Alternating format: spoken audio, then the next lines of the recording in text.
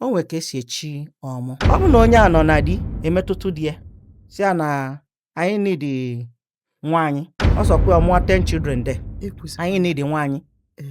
E discuss with the man. Biko, na anyị need the service nwaanyị n'ụlọ. Automatically, the marriage is dissolved. Dissolved? Yes, so then akpọrọ nwafa nata na village echie enye ọmụ. So the dissolution of the marriage is a traditional process itself. Of course, ọmụ abụgo nwoke. Nwoke na nwoke adịghị ebi n'ụlọ. Onwe asụsụ a na-asụ na ọmụ adịghị enwe di. You understand me? So emere anaghị ọmụ. Automatically you come out from your husband's house. Factory divide anyị bụ Ndi Igbo. Ka eji wee wegasịa nke a bụ Anioma, nke bụ South South, nke bụ South East, nke bụ South Nkanwa. Na ụmụaka anyị kịta marozi bịa identity. Nwe mazi ebe wasi wee bịa. Onye a na-eme nke, onye a na-eme nke, mana we use one tradition. You know, I'm so proud being an Igbo woman. I'm very proud. It's on your face. Maka na gịnị nọ Igbo ka m na-asụ. Ebim na Igbo. My great-grandfathers, my grandfathers, my immediate parents never told me na abụ m onye ọzọ. Ifefe agwa bụ na abụ m onye Igbo. Ọ bụrụ kịta in my 6th decade now, m sị na abụ m onye Hausa. Afọ eji wee zomi ideyi bụ Onyebuchi ibe. Afa nna m abụla Okonkwo. Onwe kosi ya afa ndị Hausa. Ọba afa ndị Yoruba. Ncha. Mkpụrụ osisi anyị ji akpa ekpele tata bụ ọjị. Igbo niile na-eyuzi ya. Onye bata na bịa ya ebu isi bupụta ọjị. Ewa ọnụ atakọ n'ọdịnala Igbo. Ndewo onye ọma na-esonyela anyị na Voice of the East afa mbụ Nneọma. Daalụ na ịnọnyela anyị n'efifie a. Onye mụ na ya nọ n'ụlọ anyị tata bụ onye ị chọrọ ịma. Nwaanyị eji eme ọnụ, nwaanyị eji eje mba. Nwaanyị dị mkpa n'ala Igbo. Nwaanyị nwere ife ọ ga-akụzili gị. Nwaanyị ị chọrọ isi n'aka ya mụta one or two things. Anyị nọ with Omu Onyebuchi Okonkwo. She's a cultural monarch and a passionate advocate of the Obio people of Anioma. She is known for her bold voice in issues of identity, heritage, and justice. She is also the voice that speaks consistently truth to power around Igbo concerns and around the people of Obio of Anioma community. Achọm ka isolu m ka anyị nabata Omu Onyebuchi Okonkwo. Obueshi no. No, megari. Daalụ rinne. Daalụ. Ke ka arụ dị gị n'efifie a? Arụ dị m mma. Ama m na ịgbara ogologo ụzọ wee bịakwute anyị taa. Ụzọ dịkwa mma. Ụzọ dị mma. Ka isi wee fụ Enugu anyị na dispensation anyị nọ na ya kịta. Nna Enugu amakakwanụ. Ọkwa ifu gị. Ife akwa onye ọbụla na-ekwu. Ọ malụ mma. It's really a cool city. Nne m enwelu ọtụtụ ife anyị chọrọ ịmata maka gị. Gbasatalụ ọnọdụ gị, gbasatalụ position gị n'ife gbasalụ traditional organization. Anyị chọrọ ịmatakwa gị. Matakwa ka isi wee lute ebe ị nọ kịta. One of the first things anyị chọrọ ịma bụ for ndị na-achọ ịmata gị for the first time, what does it mean ịbụ ọmụ na Obio? Well, ajụjụ gị amakakwa. Ọmụ bụ maka Anioma niile. Ọmụ dị na obodo niile. Mụnwa bụ Ọmụ Obio. Anyị nwe Ọmụ Asaba, nwe Ọmụ Ọkpanam, nwe Ọmụ Ọgwashi, nwe Ọmụ Idumuje, nwe Ọmụ Ụkala, nwe Ọmụ Ugboolu. I think we're about 12 in number presently. So, Ọmụ dịsị n'iche n'iche. O nwere ka esi echi ọmụ. Nke obodo anyị ka mma. Maka nke onye ka ọ na-ama. Nke obodo anyị bụ na ụmụ nwoke na-eje ịgba afa ọmụ. Nwaanyị ada anọ ya. Onwe onye nọ ebe ya si agba afa ya. Na-abịa welụkọsị afa ụmụ nwaanyị ogbe ọ ga-elu. Ọ bụ na ogbe nke a chi before the late Omu's demise. Achọzi inwe ọmụ ọzọ ejezi n'ogbe olu wee chọta kpọkọrọ afa ụmụ nwaanyị the daughters afa ha wee jee cast a lot. Ndị ogbe afa bụ age grade or age group ka fa bụ. Mba, ọ da bụ age group. A ga-ewere afa mmadụ niile. Onye ọbụla mali nke ya. Each family mara ụmụ niile famụ. Ewepụtacha afa ya. Ewee jee gbaa afa. Afa ana. Na ụmụ nwoke na-eji Obi na ndị chiefs ya bụ ndị na-eji ije. No woman is involved. So apụtazịa asị na onye a ka afọ a welu. Ọ bụ na onye a nọ na di emetụtụ di ya si ya na anyị need nwaanyị. Ọ sọkwa ya mụọ 10 children there. Anyị need nwaanyị. E discuss with the man. Biko, na anyị need the service nwaanyị n'ụlọ. Automatically, the marriage is dissolved. Dissolve? Yes, so. Then, akpọrọ nwa afa nata na village. Ichie nye ọmụ. So the dissolution of the marriage is a traditional process itself. Of course. Wonderful. In the sense that Omu abụgo nwoke. Nwoke na nwoke adịghị ebi n'ụlọ. And Omu now has become a spiritual person. Onwe asụsụ a na-asụ na Omu adịghị enwe di. You understand me? Okay. So, emere anaghị Omu. Automatically you come out from your husband's house. That does not mean na di ga ama bịakwa. Ọ ga-abịa na-evisit, but you will not sleep under the same roof. Okay. Abịa alụpụlụ gị ụlọ. Ọ bụ na if you're married to a man from the town, abịa alụpụlụ gị ụlọ. You nọ na nke ị. Nwoke a nọ na nke ya. Ya bụ nwoke ya abịa nwukwa bịa nete. Ọ ga-abịakwa na-enetekwa ya anya. Ụmụ ga na-abịa. Mana if the man is not from the town, no an outsider, you understand me? A ga-agwa ya sị ya biko, ị ga-anọ na nke na anyị need the services nwaanyị. Then fakpọlụzia nwafa, fechie anya ọmụ. The man is free to come to his wife. You understand me? Mana ọma na-akpọzi ya wife.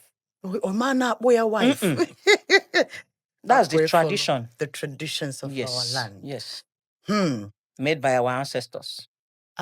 Ụdị ife a na-adị m mma, anọkwanụ maka ụdị ife a ka anyị ji wee nọdụ na Nsụka. Ogbeshi, o nwere maka ọsịsa gị na efe na-asa m nwelu ebe ọ na-atụrụ m aka. Ya bụ na o nwelu some rules and regulations. Enwelu some do's and don'ts as regards ebe ọmụ. Ị nwere ike ịgwatụ anyị ụfọdụ ife bụ ife, at least anyị amagolu na ọ banye na ọ bụrụ na ọ nọ na di ọ ya apụta ka abụrụ akụkọ. Kedu ife ndị ọzọkwa a na-emegasịkwa iji wee gosi na onye abụọ ọmụ? Daalụ nne. Emere anaghị ọmụ. Agwa gị ọlụ. Ọlụ bụ 70% spiritual to the land. Ịma na be anyị, so ofu obi ka anyị na-enwe. Okay. So, anything ị na-eme, obi gara ama ife ị na-eme. N'obodo dị mma tata, ọ dị n'aka ọmụ. Obodo adịkwa mma na asụmidu, ọ dịkwa n'aka ọmụ. Na ụmụ ife na-emegasị n'obodo bụ ife dịlụ njọ. Ọlụ ọmụ inete maka ya. Ọmụ ga-ama ka ọ ga-esi wee mee ife anwa, nsogbu anwa jụọ oyi. O nwee ife ga-adị emesi n'obodo dịka ịwa nkụ n'abalị, isi nri n'abalị, ịsụ nri n'abalị. Ọ dị mma. Enweta ọmụ na-enwesi ndị ilogo. Onwe ebe na-eme ụdị ife anwa. Oziga ilogo esi ya nekwe. Ọ ilogo abịa gwa ọmụ nekwe onye na-emetụ invite onye anwa. Esi emezina n'ife adịrọ mma. Ka ọ bụ na di na nwunye kpe ikpe n'uchichi nụọ ọgụ. Is a taboo.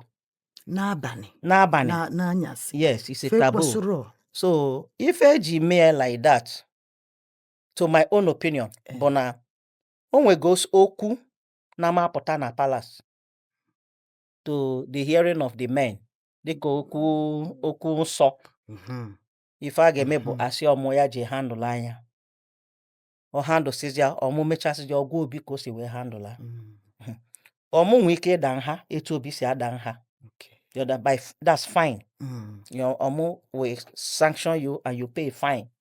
You understand me? Then Omu is in charge of the market. The market? Yes, the market.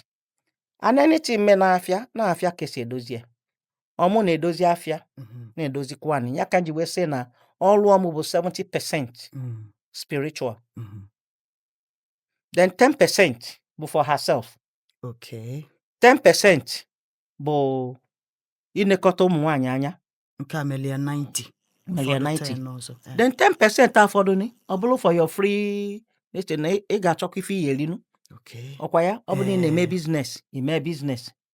But in those days, ọmụ ada emekwanu business. Maka achọkwala m ịjụ. Okay. Ọmụ ada emenu business no. No anyị apụtago n'ụwa ọfụ. N'efugo nienu. So ada akwụ ọmụ ụgwọ. Ọmụ nọdụ kịta ọ sị na o nwere ife ọ na-eme. That means na agụ ya egbu enu. Ọmụ ga edozikwanu bienu. Ọmụ ga-anwụ n'ọgụnụ. Ọmụ ga-erikwanu nninu. And another thing, ọmụ na-ewe ife n'afịa. But to me, my own very self, I don't take anything from anybody. Mana traditionally. But traditionally, ọmụ nwere ike iwelu bịa inye ose, inye ize, inye azụ. Onya ya ajụgụ ka maybe na ọ bịalụ No, ụmụ nwaanyị na-atụkọsị ya. Can she refuse ọ ga-asịbụ mba si enye nie? Ka o si aga? Mba, ọ masị mba. Okay. No, her right. All her right as the market leader. Okay. A na-ejikwa akwanye ya nwa ugwu na-arụ. Mana ịma na o wesighị ike kịta. You understand me? Ị na-echekwa nke ị na-eche nke mmadụ. Otu a ka ọ dị. And etu ụwa si wee dagharịa change ka mmadụ sikwa wee change. So like ka si wee gwa gị. Ọ bụrụ ka inyesie m ize tata. Ọ bụ na imezie efe mụ ama afụzi ọnụ kwu ya. That's why nje say na mụ adị eri abụbọ. I don't ask. So that when you air, I can talk to you. Mana ọ bụ na nnalị m ya abụbọ rie. Onwe ife ime kịta mma afọ ọnụ ikwu enu. O mesisi na ọmụnwe iyi unyem azụ nji wee si nni yesterday. Ịnụgo ni enu. So ịma na anyị bụ ụmụ nwaanyị esike. Okay. Ọkwa gị nwa na-ekwuzi mazi alụnụ ka arụ dị mmụnwa. Ọchịchị ụmụ nwaanyị. Nne m enwere ife ikwu bụrụ n'izizi. Nsị ka njụkwa gị maka ya maka na enwe ọtụtụ n'ime anyị na-emebie. Anyị adị afụtakwu ya na o nwee ife ọ bụ mana esi na ọ dịrọ mma. Ife dịka isube ife n'abalị ma ọ bụ ịza ife n'abalị. Kọwala anyị kedu ka o si wee dị njọ n'ala. Nna m ịma na obodo na-eme n'iche n'iche. Mana ka ekwuri m eziokwu, ọ dịkwanụ mma na nwaanyị were azịza wee na-azọ ụlọ n'abalị. Spiritually ọ dịrọnụ mmanụ. Because o nwee good and bad spirits. Okay. You understand? Mgbe ibula azịza n'abalị na-aza, maybe na onwe nke na-abịakwute ka ọ gwa gị okwu ịzapụ gị ya. So ọ dịrọnụ mma. Ya ka anyị si na ọ dị spiritual. Then nwaanyị na-esikwanụ nri abalị ọ dịkwanụ mma. Mgbe ụmụazị nabachago isi be nri ọ na di ga-anatago isinyere nri gbanwe. Ọ bụ mgbe ọ nachasị n'ọlụ ọ ga-eri nri saa ahụ wee dinela anị ka o wee chekwa maka nke echi mgbe aka ihe eji wee sobodo kpumkpumkpum ọ dịrọnụ mmanụ. Spiritually it is not good. Ka ọ bụ bụrụ anyị ike ịwaba nkụ n'abalị it is not good. Spiritually ọ dịrọ mma. Nekwa mmụta of our traditions and culture as a people na-egekwa ntị ka ị na-amụta. Ugbechi onwe ife m chọrọ ịjụ gị before m eje na nke bụ onwelu ebe m chọrọ ije ama m na iwe ya ha enweghị mana achọrọ m ibu ụzọ wee jụọ anyị kedu ka ndị mmadụ si anabata your position as ọmụ ọnọdụ gị ka isi afụta na ndị mmadụ na-anabata ya ọkachasị na be anyị a n'ala Igbo. Nneọma daalụ rinne. Ọkwefu ọmụ etu a mbụ ọmụ. Ọmụ bụkwa n'ugwu. Ana m afụ n'anya na abụ. Ọmụ bụ n'ugwu. Anywhere ifu ọmụ ị na-akwanye ugwu. Because ọmụ abụrụ ife ụmụaka. Ọ bụrụ ife eji egwu egwu. Na mgbe gboo ọmụ na-apụ n'ilo ọ ga-anyara ife ya niile na-arụ. Ife niile. Ngwongwo na ngwongwo. Ịfụzi ọ na-esi ọgwụ. Ịfụ ya from afar ị na-agba ọsọ. Anọmụ ọ bụrụ every time ka eji afụ ọmụ n'ilo. Ka ife ọmụ na-achọkwanụ n'ilo. Ọmụ is a spiritual head. Okay. Either she's working in her house or she's working for people or she's working for the land. Ọmụ na-ejekwanụ burial ceremony no. It's a taboo. Ọmụ adejebere ọmụ malụ onwe ya adejepe burial ceremony. Na enwe ndị na-erupụ isi eje. Amarọ mma na nke mụ aka na-ekwu. Ọmụ ekwesịrị ije burial ceremony because ọ dịrọnụ mma ọ na-emebi ife. Because ya ka a na-akpọ ụlọ ozu. Ọmụ ekwesịrị ịnọ n'ụlọ ozu. Ọmụ ada akpọfụ ekpeti ozu anya. Ọmụ ada anọ ebe a na-eni ozu. O nwe spiritual effects. Okay. Then another thing, if I am going out, even if it takes me 10, 12 hours to 15 hours, I won't put anything in my mouth. Nya na isi ebe ịnọpụa Msirana na be mo pua no na Eh. this attire. I don't put anything in my mouth apart from kola nut. Except na ejem somewhere, obuno bem kamje. O meke no ndi. Mana ada afọ ọnụ ọmụ jeri ninilo. Ị ga-aba inside na kpuo ni mụ no jeri nri. Ọ bụrụ ka afọ ike na-etinye aka n'ọnụ ọ dịrọ nụ mmanụ maka ịma na ọmụ ị ga-show a good example to other women because no one dị na-ene gị anya. Onye gwa na ife ị na-eme adịrọ mma o mesi ọfụ na ị na-eme ife anwa. Ịgwazi echi ọ ga-ekwetekwanụ. So that's why ọmụ ga-eji na-akwanye onwe ya ugwu. Ogbueshi, do you enjoy your position? Very well. Very well. There's a smile on your face. Yes, when you say ịma that. mgbe asị m na mbụ ọmụ sị gịnị ka unu ukwu. Na mara m ife bụ ọmụ. So I started asking questions. Okay. You understand me? And when I asked questions, I said, can I do this? But as time goes on, the spirit came. And I began to do those things I thought I wouldn't be able to do. Nobody taught me how to pray. It came just like that. Nobody taught you. Nobody taught me how to pray. Ima before, mgbe m bido say mkpeche ekpele si in Jesus' name. Okay. I come knock at her one day. A voice came and said, Omu Onyebuchi Kenke bụ Jesus' name. Na anyị nwa bụ mmụọ dị naanị. Sị gị jee na anyị ziri na anyị kwụghị n'azụ. Ịrapụzi anyị nwa bụ mmụọ dị naanị na-akpọ Jesus Christ. So since then I changed my way of prayer. Mkpeche ekpele si na mmụọ dị naanị. Oso n'obulu we nke kụwa niile. That is just it. Nke a dịtụ a bit personal to me mana ọ dị mma mmụta ka ị nọ. Ogbueshi, achọrọ m ka m ntinyezie aka na your own personal goals. Ifugia anyị afụgo ebe ị na-ekwu okwu ife gbasatalụ identity as regards the people of Anioma. You are a strong voice. Ipugo ife gbasalia, you have tried to educate our people as regards, that identity problem. Nne m kwuo n'ihe na be anyị a ka ndị Igbo nụlụ n'ọnụ gị. Ụmụnne m na ụmụnna m ekwukwe m ya ọzọ. Ana m ekwugbe mbụ ekwukwe m ya ọzọ. My great grandfathers, my grandfathers, my immediate fathers, parents never told me na abụ m onye ọzọ. Ifefe agwa bụ na abụ m onye Igbo. And ọ bụrụ kịta in my 6th decade now, nsị na abụ m onye Hausa. Adịrọkwa nsọ na ọ bụkwa eziokwu. N'ifefe agwa bụ na abụ m onye Igbo. Ana ife m na-aza afọ ejiwe zomi ideyi. Ife a na-akpọ ideyi na be anyị bụ Onyebuchi ibe. Afa nna m abụla Okonkwo. Onwe ka o si ya afa ndị Hausa. Ọba afa ndị Yoruba. Ncha. So na-ekweta m na abụ m onye Igbo. Ncha. And I strongly believe na abụ m onye Igbo. And abụ m onye Igbo 100%.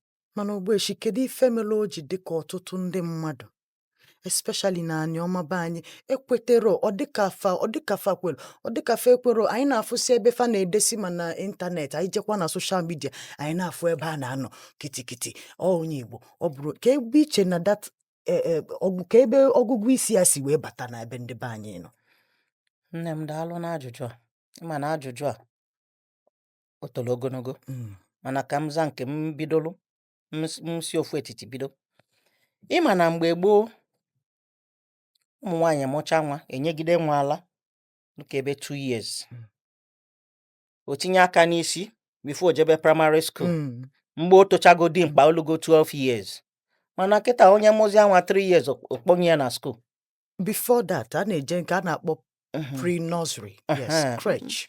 Na-achọrọ m ịgaba nke anwa. Akponye ya na school maka na gịnị na a na-alụ ọrụ oyibo. anyị ma na kịta ọ dịrọzi mfe na a na-afụ ndị maid. Mm-mm. Inwetagodu maid, ife maid ga-eme nwanyị ebe ị na-anọrịa, adịrọ sure na obi gị ga-ebu ya. So many mothers akpọrọ nwafa tinye na school, obi elu fan na nwafa nọ na school. Anụ mgbe a nọ na school anwa, ada akụzie the mother tongue. A na-akụzie bụ oyibo. Sit down, stand up, start running, go to sleep. Ebe a ka ife a si mebibe. Onye jezie school nata, the parents agwara si ya biko na ife a ka anyị na-asụ na be anyị, ọ na-asụ oyibo. Ị na-asụrụ ụmụ ya oyibo, ịbụ onye oyibo. Ọkwa ịbụ onye Igbo, ịsụrụ nwa ya onye Igbo, ịsụrụ nwa ya Igbo. My mother is from a neighboring community, Igbodo.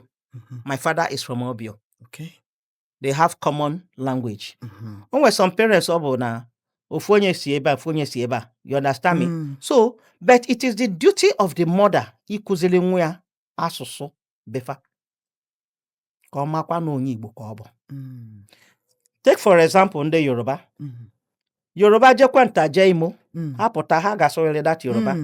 O nwere ife ime onye Yoruba n'ụwa ka ọ ya lesụkwa Yoruba. Ije na Hausa ka eji akụziri fa. Ọ gịnị bezi nke anyị bụ ndị Igbo? Maka na anyị feel na anyị ma ife rinne. We want to copy the Western world by forgetting our own. Mana Ogbueshi, generally, why arụ ji wee dị anyị bụ ndị Igbo etu a? Ọ dịka nwa nwere ife mela iji, kedu ife mela iji dị etu a? Maka na anụ m ajụ since ọ dịka mmadụ agwala anyị si anyị na o nwere ike na ọ dịka ịdịtụ Igbo, ọ dịka ọ na-eso okwu. Kedu ife mela anyị ji dị etu a? Ife niile mee n'isi anyị n'aka. Si ya n'aka anyị nwa bụ ndị Igbo. Ịma na agwa m Igbo na ajụjụ anyị jụdịkwa long na ya esi ife mee ụmụaka Igbo ji dị like this bụ na o si anyị aka anyị nwa bụ ndị Igbo. Like ị na-anya kịta ife na-eme n'oge politics a. Factory divide anyị bụ ndị Igbo ka eji wee wegasịa nke a bụ Anioma, nke bụ South South, nke bụ South East, nke bụ South Nkanwa. Mana ị na-anya ịkpọkọta anyị ọnụ.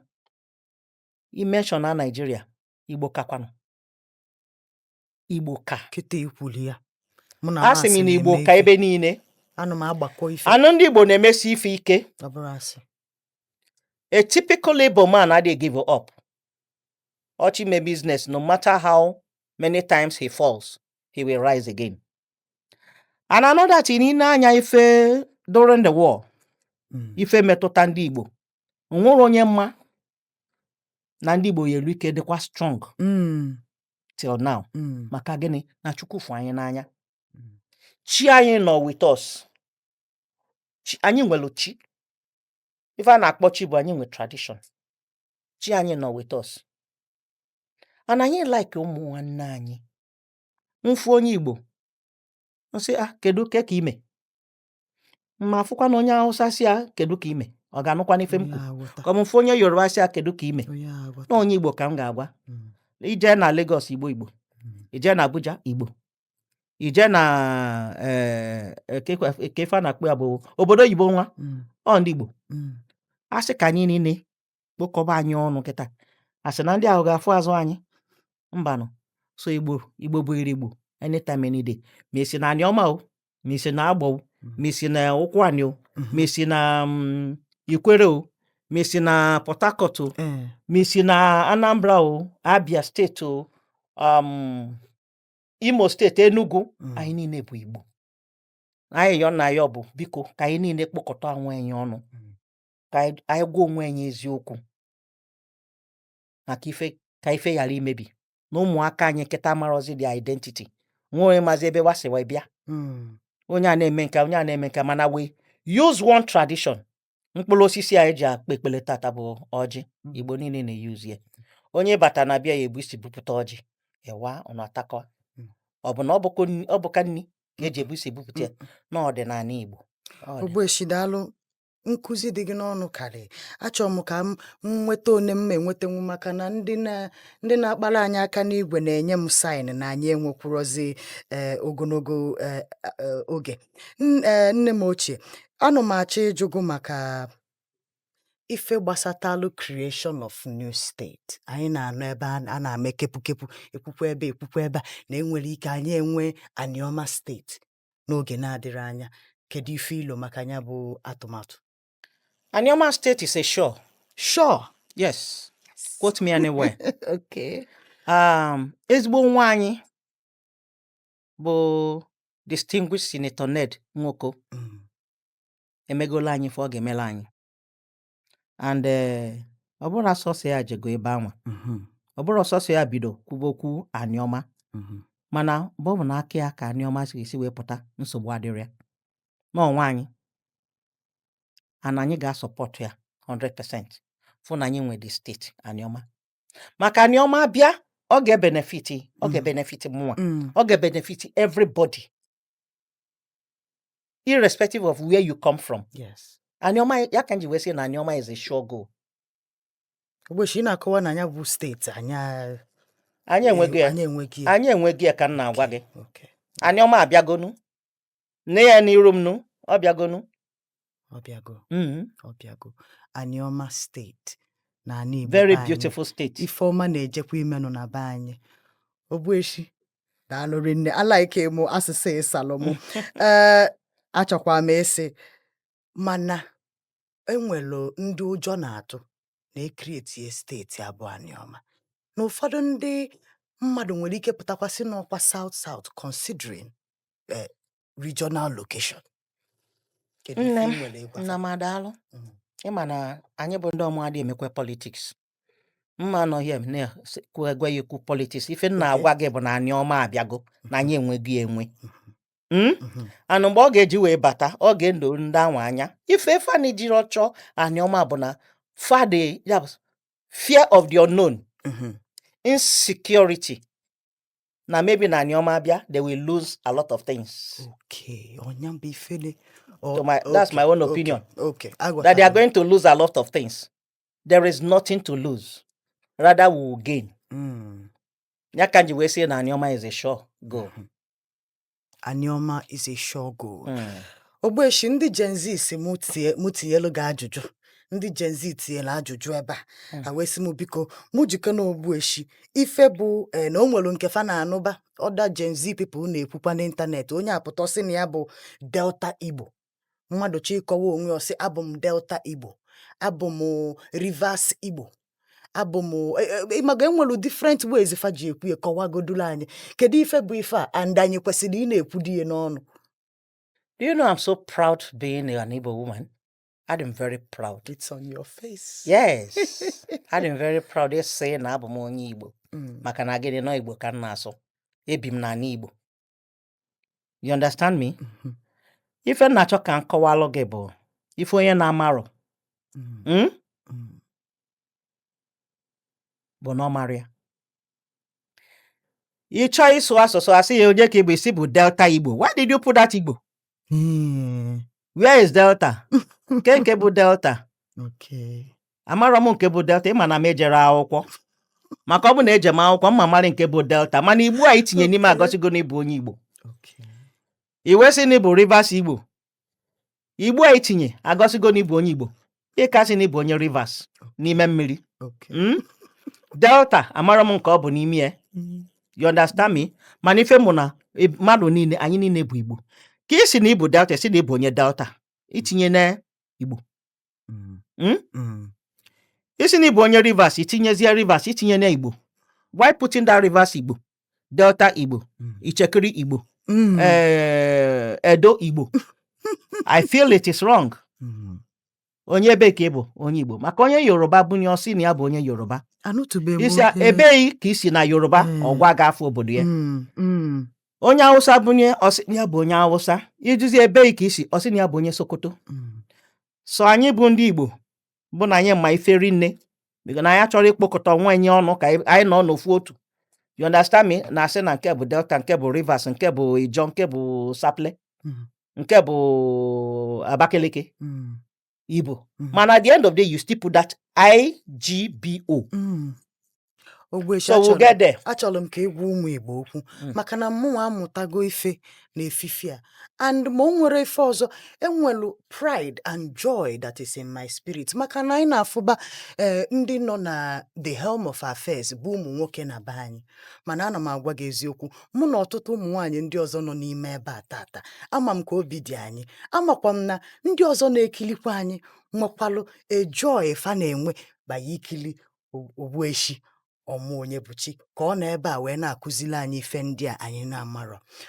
Ogbueshi, biko achọrọ m ka inye ụmụ Igbo advice, ka ịgbakena anyị ife anyị ga-emekwenu ma anyị ga na-emebekwenu ka be anyị wee dị mma, ka be anyị wee so anyị niile ụsọ. Well, ife anyị kwuo amaka kwa o. Ịma na otego ife a bido. We need to unite as a force. Ndị Igbo niile unite ya under one umbrella Okay.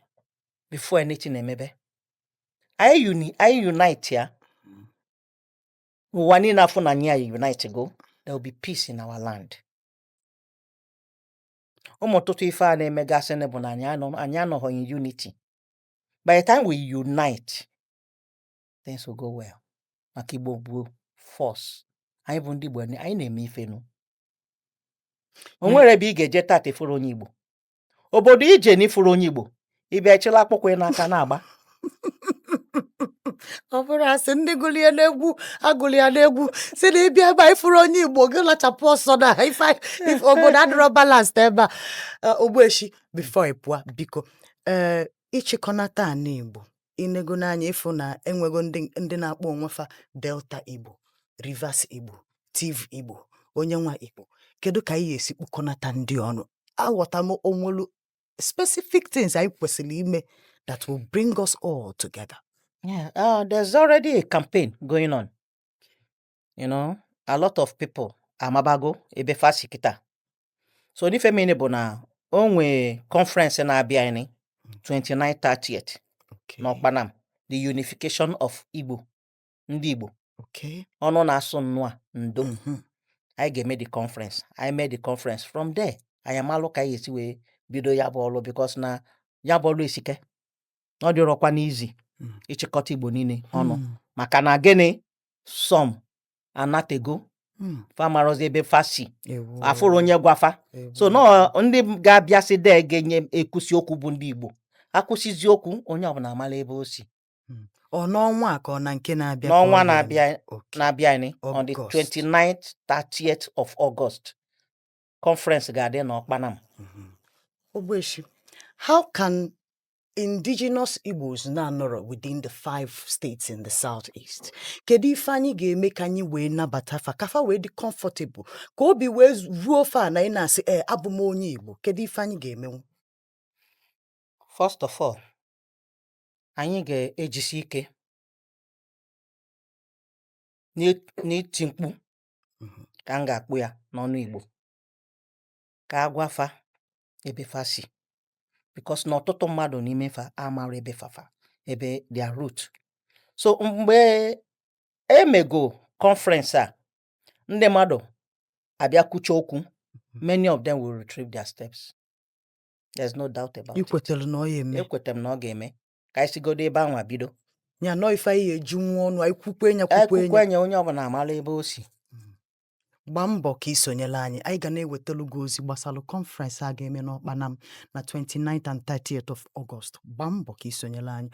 Omu Onyebuchi, ana m ekene gị nne m for coming to educate us na efifia. It is such a pleasure to have you. Nnọọ ma ị ga-adị. Daalụ nne m. Naanị ijele nwaanyị. Daalụ.